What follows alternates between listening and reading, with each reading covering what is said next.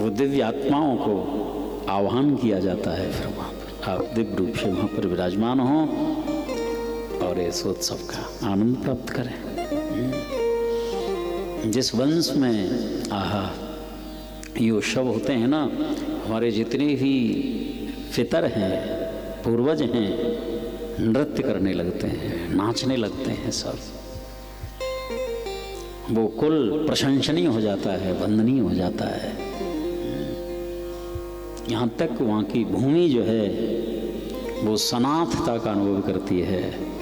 मैं अब तक अनाथ थी लेकिन सनाथ हो गई। इतना सुंदर अमृतोत्सव मनाया जा रहा है। बहुत महिमा इन उत्सवों की। श्री हरि सब माने मुर्दा भी होता है ना, उत्सव मानो वो भी दिव्य रूप धारण करके और नृत्य करने लग जाए, इसलिए महोत्सव कहा जाता है इसको।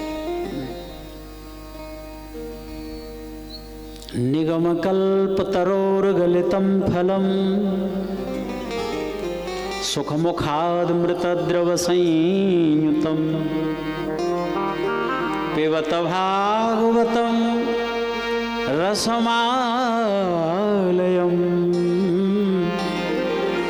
मुहुरहो रसिका भुवि भावुका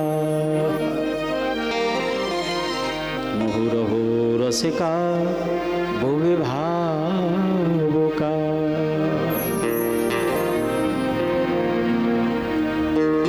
कल हम श्रवण कर रहे थे समग्र वेद रूपी वृक्ष का पका हुआ फल है श्रीमद् भागवत, सबका सार है।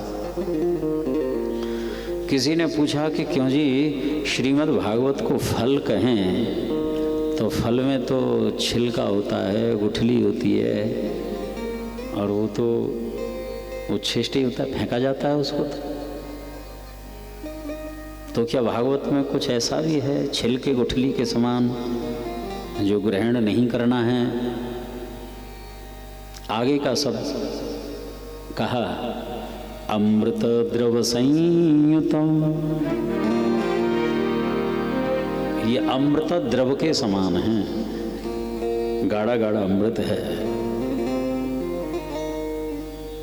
ऐसा गाढ़ा ये रस है कि फल की आकृति है उसकी, वो रस ही फल के रूप में है। जैसे आजकल मिठाइयाँ मिलती हैं ना, कोई भी फल ले लो वो है मिठाई। बोले ना तो उसमें गुठली है और ना ही छिलका है।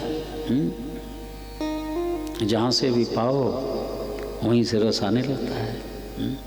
अब रसगुल्ला हाथ में हो, अब विचार करते हैं कि ये छीलना है, कुछ निकलेगा। जहाँ से भी बस मुख लगा दो, बस मीठा ही मीठा है। एक चीज और देखी जाती है, जिस फल में यदि तोते का मुख लगा हुआ हो वो निश्चित रूप से मीठा होता है। वो पहले से मीठा था या बाद में हो गया मीठा? ये सुखदेव जी ऐसे पारखी हैं। जैसे हीरे की पहचान जौहरी को होती है, ठीक वैसे ही शुकाचार्य जो हैं खट्टे फल में अपना मुंह लगा ही नहीं सकते।